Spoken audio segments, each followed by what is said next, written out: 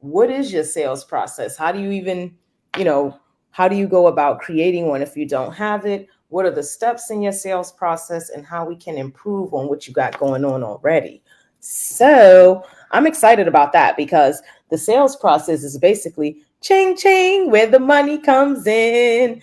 And it's a great time to interact with your customers and polish up on your sales process. Like every different customer that you have is a new opportunity to make your sales process better, figure out something that works, or keep putting in something that is already working for you. So, Clive, what I'm going to ask you is your sales process is very strategic, very set up and in depth. Why don't you tell us about that? Don't be laughing. I already know. Okay. We want to know what is your sales process. Share it with us. One of the things that we want to be able to do is we want to be able to say that, and this is not to be like arrogant or anything, but you need to listen to people who have a sales process first, right? Yes. Because it's like somebody just gives you a basketball and starts telling you to play basketball, right? And I'm using these analogies or anything, it's like, hey, just go paint, right? The first thing what are primary colors? How do I mix colors, right? There's a whole bunch of things that you could eliminate before you would even that you wouldn't have to go through, right? It took somebody years to learn, oh, you know what, if I mix these two colors together, they'll come up with another color, yep. Right? But if you just went through that process, you got that first, now you can experiment and see, okay, I like the way they did that, but I see how it works for me, my personality, because sales is a personality thing, right? You're going to resonate with some customers, you're not going to resonate with others. You have a different ideal avatar than somebody else does, right? You may be going after luxury homes. You may be going after that common person, right? You may be saying, hey, we're a bargain. You may be going after, Airbnbs. So your language has to be different, and what works for you will not work for somebody else. Yep. So you'll be like, all right, I'm just going to take his exact sales process. No, there's a framework. I'm just prefixing this so that people can understand there's a framework first. Then inside that framework, you can get better.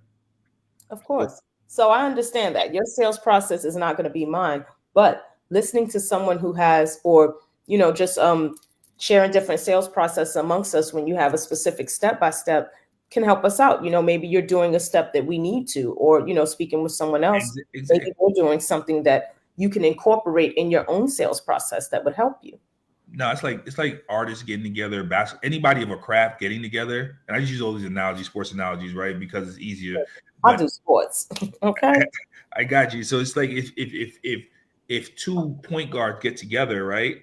They play point guard differently, but I can take certain things from. It's like I'm not going to take that part of it, because you have point guards that play totally different.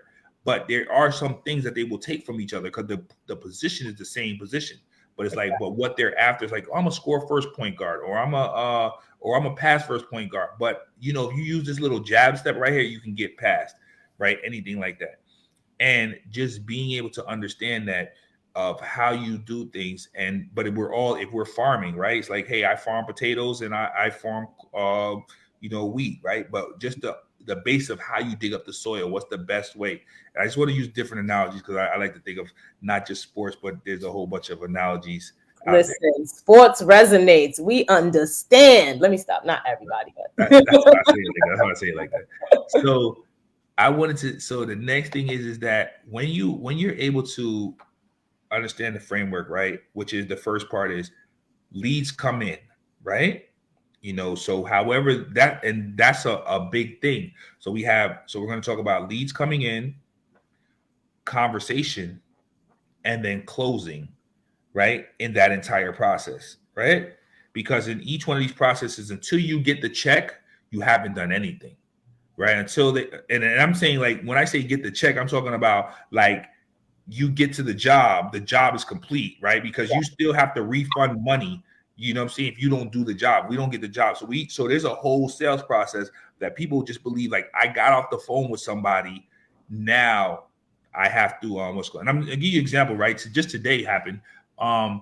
We had it where we booked a client about maybe 2 weeks ago.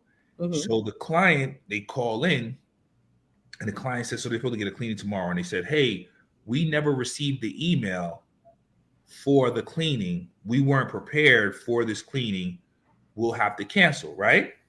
So when that happened, we said, okay, we don't but I'm just showing you that the sale wasn't done, even though the sale was complete on the phone, everything was discussed, but it wasn't completed because the check never came in, so the sale was still going on. So I just want people to understand it's a longer sales process than what you think about, and we'll talk about commercial and the difference between commercial and residential. So going in that sales process, just going to take you through it. Lead comes in, phone or submission or a form submission, right? That means somebody's filled out a form. If it's a form, you got to get back to them right away. If it's a phone call, please pick up, right? It's very difficult, but because people don't understand that. People are they're dialing for, like, yo, whoever comes first. They're like, oh, let me call these people, right? And that's it. So that's the problem, where you think about the form and you have the form submission and you getting back on the phone call.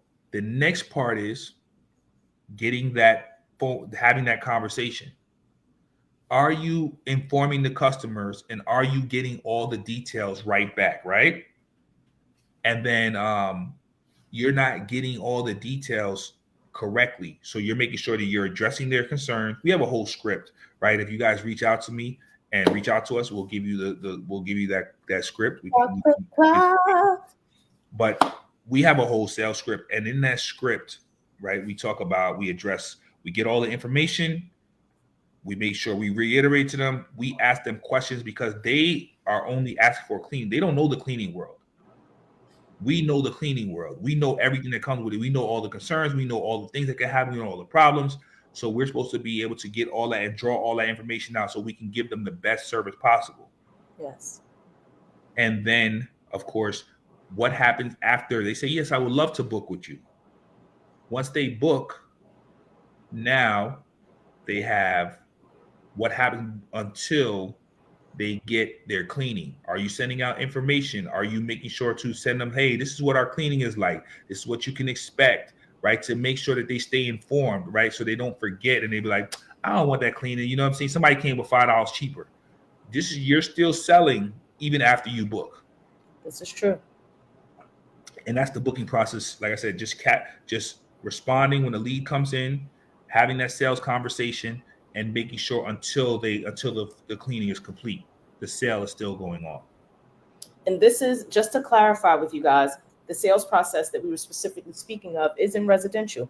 Now for commercial, it is a little different, a little more in depth, because I've found that with residential homes, you can usually, to me, the sales process is much easier.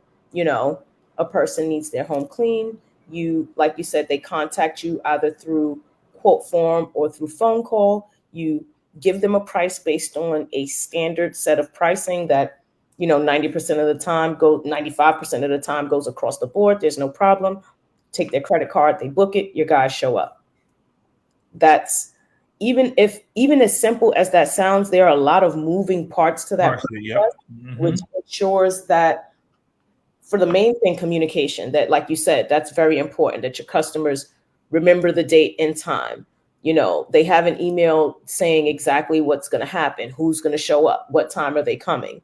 A 24-hour prior to the cleaning email, like, hey, you've got your cleaning for tomorrow at so and so PM, or a 72-hour.